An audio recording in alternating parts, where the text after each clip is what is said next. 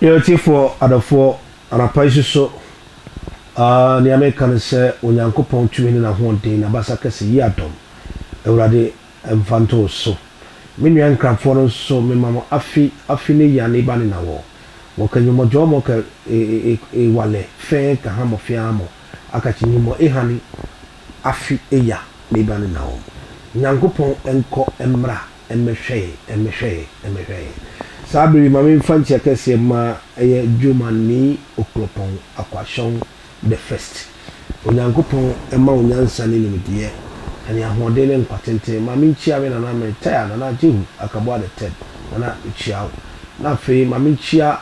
me amehire saman kasimi pom na nchia na onkwaso onyankopɔn ma ho ban abusia nso so nchia afi mama nchia me amehire queen onyame enhya wo de no ye okahye adofo afini kwa wiye udidi onnom na mesese onyame sunsun na basa kese ne emra wo so na ema wo maye kese ema wo maye odehye mo odehye mesere kwatente ma God's Revelation Ministry asafu nyina emu nkwale mo apemfo mo amofia mo hwebe ne ameka ne se onyankopɔn fa na basa kese ne emfa emra wo so na eye onyame ama ye ho ama asam de na me kan se asore mpanifo mo contribution musika yie ahofama onyame enhyira bebre na onka mo abribia mo kurakura odifo mu na ni so wohye mo kurakura mu sane ebe ya ebe manya me adwuma ebe ye kese ebe ye hye ni nyame nti mo da so aka mo me yi obi amfimi kasa me mo bibia afihia pa afin kometo abrochifo amohwe me program mo di machi wo di musika boa me mo ka mo ho me ma me bi ono osa asore adwuma no na koma so nko anka wawie na ya pie dana no na otime hwe abrocha betra mo bi mama nyame nhyira onye okese na onhyewde no ma ne kwatenten enso so make uni mo se memfa me di tudawo mama nyame nhyira wa America nyame nhyira na sabri orofo me to nsafro 31st watch night ejebu me pacho enye be bia na ese wo sore se wo ko 31st ko ba bia me da nyama mi na me dwene ho ti me se me da nyama mi na me dwene ho me nwene hwe ho nyama mi tumi eni sika o tumi abanye sika o sika abanye tumi fasasi mo tutiri eju sore se me ko watch night me pacho na obekwa ko guru free keke akọ exercise ene da fi na mu brama susunsun sam ene ye dibia brama yendi sunsun sam no me se dai brama yendi sunsun sam no yenum sunsun yenware sunsun me pato me mfa hwensiem is a high time this 2023 ye bobon front and back bravo umbi na bere ya me ka tell me say ya attention TV di odi focus yen create subscribe channel share channel no wo video no so ko mobi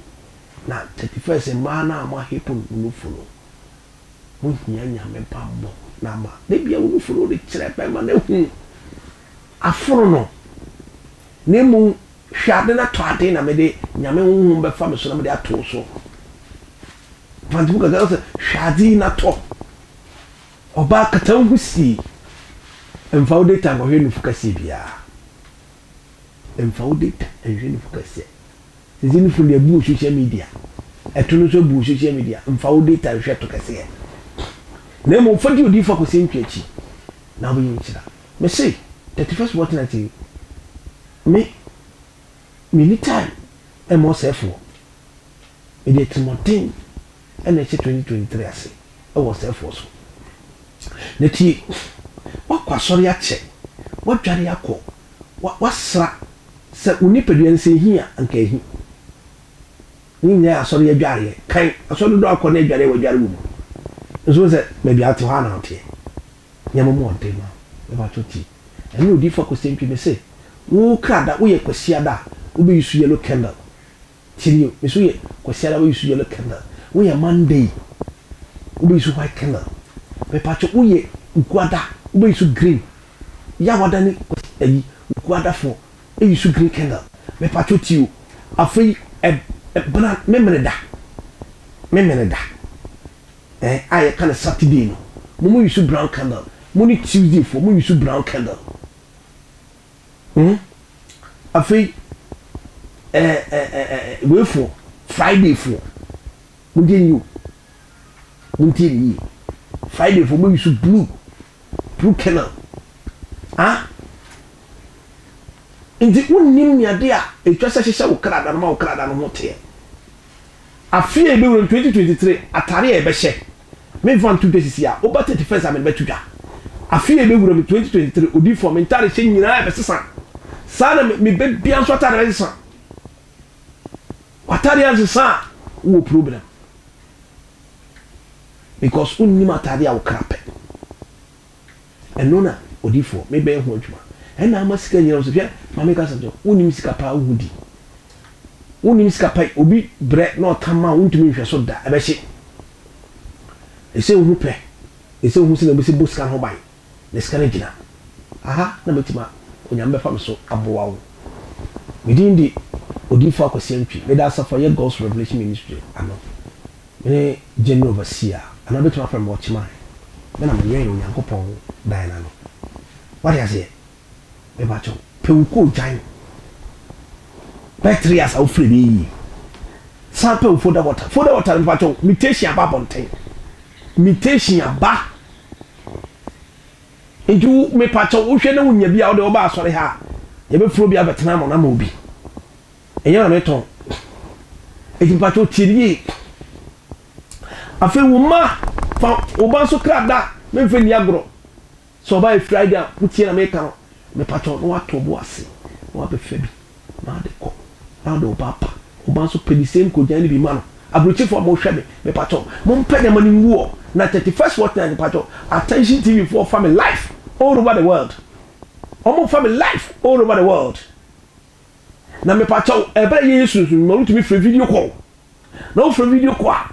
ni no abompa ebe ba ko soja no kra ho na asem wo ye ba ko soja no sunsun mu ja me pato ebe chinsem intitenie bombodi se program we mixing and you I see and I saw nyere bi ebe ye we ebe free to me you adano di for metal se dwane so ni amena na aya edi ja me no onyankopon dudum no ko se faja o akwada bi e fa na ko se Antwi faja no ana metra so ma yesu zo yuma so be hu no eva menama I'm trying to God 0543 41 91 60 unti na mabon boko no next number ni 0553 40 1462 fa epacho mewa ablekuma agape William Street aw kanene efro ho lutu kanene efro ho lutu ndi udi ufro ka wodoko a kaso pablakum ablekuma agape ka unya traka nim kase bebi akanene efro ho lutu na enne abaya besi sandboard na yefro William Street mpacho ho na mesi bebi a kinki house ho no ebi o nyen ka dokon no mesi wo sa kan che no so usi mpacho bo sa so sandboard nisio just 2 seconds but no do aso no mpacho bo tisa ya bie machines na danu sunsun nyum be koso sunsun nyum sunsun nyum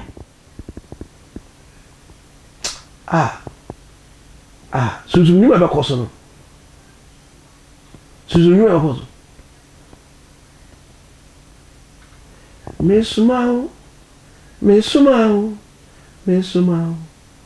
mesumao mwako bosha sasiso mesumao mwako bosha sasiso awu Joshua okufu Joshua sakrewie mo mujamiru now here stay the best. Our training is for spiritual battle ya di omo wo yetu yankosire wo yankosuye wo omo wo yetu omo de wo ye I was born carry that package portfolio na me ba asase so tisu to nyumba koso e what to me be sane na ho bati sanyo no na o impintini twene ne be ye dwuma ya free to me me patch forget to be a sunsun no to sunsun ma when me sunsun mini pa oboa nye sunsun ma onye sunsun ni mu no tie nwa meto me suma Joshua me suma mo akọ bo shasa siso awu Joshua ogufu Joshua pape sakewie mo jamiro me suma mo akọ bo shasa siso dada me guko jan no me guko jan na asam ne beba na dano Daniel chapter 9 verse 1 go yo na Daniel dim wo de no de brisi kata no sa da no odifo me di ko jan kata me ho asori be bia from Ghana here to overseas obi ampani ko jan na la jona sori manyina ye be ya sori once ye communion e tight bi bia e be gini nyina once ye poma ko sia den sama bi because sunsun nyuma na be koso ye be nyuma ko chire na me pato men pedo she TV na so se na me twa phenomenal everybody is working o ba no nya kunya kran transfer na papa no dina wona command e be odifo na me ye bia o de wa koma mo adwene be taye chi no nya me sunsun esa na me ho me say I was born by the spiritual power. So follow me, come to me, and let's see the spiritual soul. And yes, we never know. You ever to Sunsum Majumay. I come here for Juma. Sunsum Majumaya, come here for Juma. Sunsum Majumaya, come here for Juma.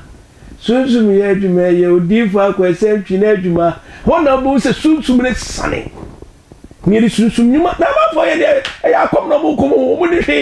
Forget you. But I had the rare power of God. Out of all, Miss Medin, the prophet Eric, I was saying, but that's a for your God's revelation ministry. Now, see, a brasso says he introduced you. He introduced you, no. I was sorry for 20-something years. And I don't know, maybe I'm a buy area. Or bottom, or buy, soon to make one of it. And so no, I got some baby. Praise be sorry, and can say I'm sorry, but oh, qua, and say, Brabby, Brabanum. Near old Pies canal monsoon. One as I call, sorry, corporate to praise my tendency. When the last day I was off for the soon to make or sire, and then the office and no.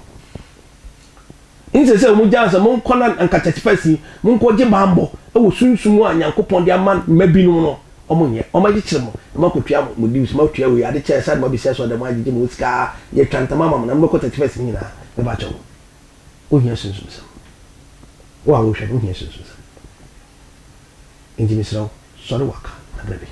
arafo mehin e de prophet ka ko senwi na me kan se so wo jai nature chi bia sika kura hu so hwe enya nature chi di wate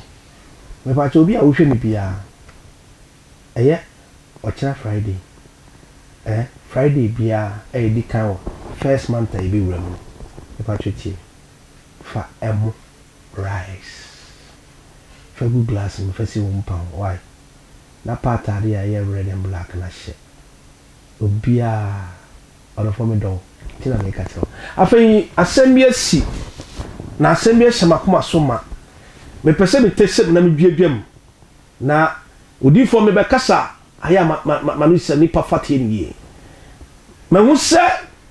eya mi amenu akwaku antwebo siako the lion ni jata ni mimbo banye omenya abra ina kashi ono ni omiefu na kashi obe you are fighting ni jata u kuntokwa na ma hu se me papa Owusu Bempah so or tumna no omo the exchange of west asofo mienu maaba mini gbanyana e de na e ham e de asam sabta frache papa Owusu Bempah unto bia ne ma Rev Obofour sa na Rev Obofour unto bia ne ma Owusu Bempah ade. 'Ede na sie ena ntumpa agye nsɛm wɔ dwamase asɔfo che afini kwa wieye mu declare blessings message no afa mu te social media na mo ko eye fame na mo pɛ mo nya bi dada eye sika na mo pa mo nya bi dada ɛdɛn na mo hwehwɛ Obofour Antwi mesra wo ye me name menim sɛ wonyo bia wo disrespect rough saa sɛ te sɛ nye sɛ ye me twu nkɔtwere na twere papa Owusu Bempah so mesra wo woni akuma ba bia enye no eye na wiase nyina bloggers pasama tie bloggers pasama ka Obofour bloggers ndi omo wo meka o metwere bi aka o de begum no matese no agye dwoko ya me ka kire wo se mesra moye mbandwe bafo monyini papa Owusu Bempah wonyini wonyame adwuma mu Rev Obofour so wonyini wonyame adwuma mu mesra se ne ekeka kono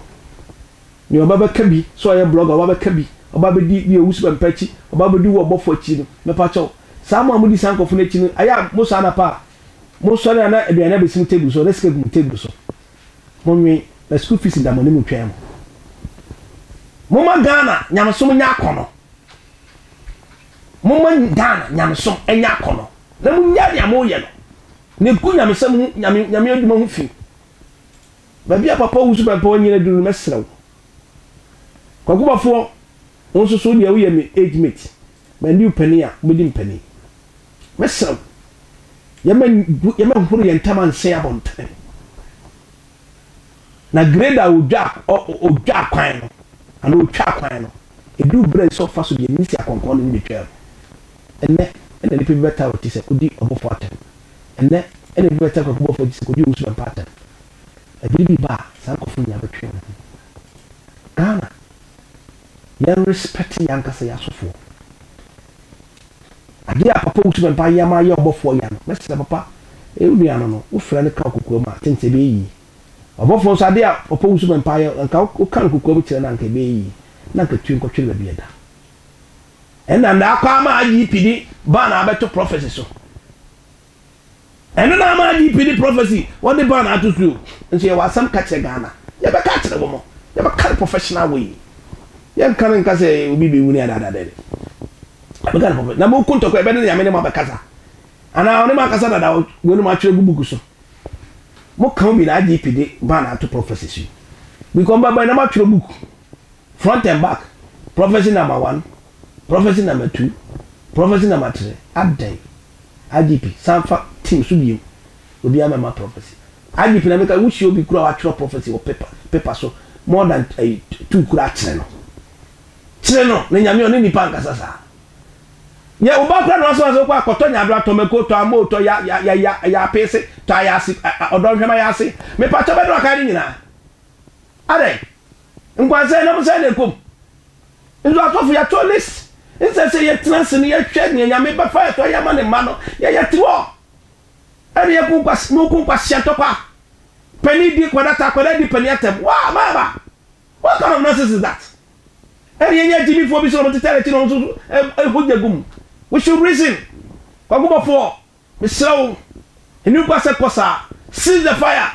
papa Owusu Bempah seize the fire the enemy see hwema na mo so ne ye de nante enti sa ye gidi enya omu no akọ mu people respect each other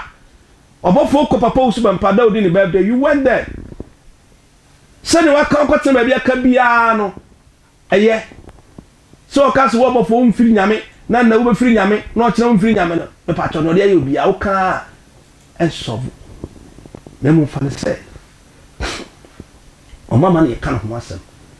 Obofour so Owusu Bempah kan ho asem wo ye valid no kan ho asem wo ye valid na ye valid Owusu Bempah kan ho asem san so Owusu Bempah so Obofour kan ho asem wo ye valid no kan ho asem on ko bi oda bola so ho asem da te make us let's bury the differences no be ayi young film Ghana so for ne ma nyame adwuma ye high no we fight each other ye kutia ye ho Obofour medin prophet Erica Kosencho me kan kwase bi ba be sora be di atemo se akwa attack ni God sankrofo mi nkwase so bi metima from father Obofour din samfo we so din samfo we ti from fara we sa mu kola na ba na bam ye hwe bi hwe Obofour bi hwe so no mo say me so seize the fire papa Owusu Bempah seize the fire ale ganam tin California and before her let's acknowledge them let's respect them ni nyane ayeye no ekunya me ho afi so Owusu Bempah ni power ayo no nyame asem Obofour nso ni power ayo no nyame asem se djuma hihye o muntema ayo no nyame asem ni ne kan se mo bu mu nyame adwuma ho anya fe aha ya Antwi TV ni dia odi fa ko simpi o transfer Antwi TV so subscribe channel no share channel no na mo na me ka chone se try se wo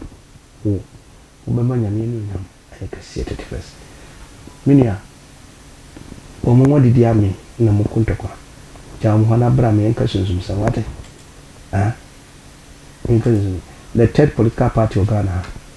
at Pentecost Church and next year na me kan wasem and next year na me kan wasem na me ka chozo nyame sunzum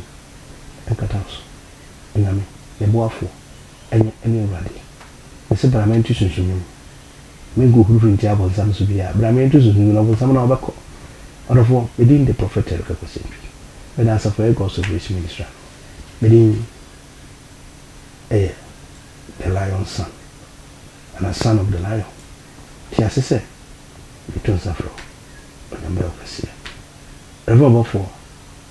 Rev Owusu Bempah mu chaso ni shia baby papa bi frimo awurade nka mo no nyi mi makra bye bye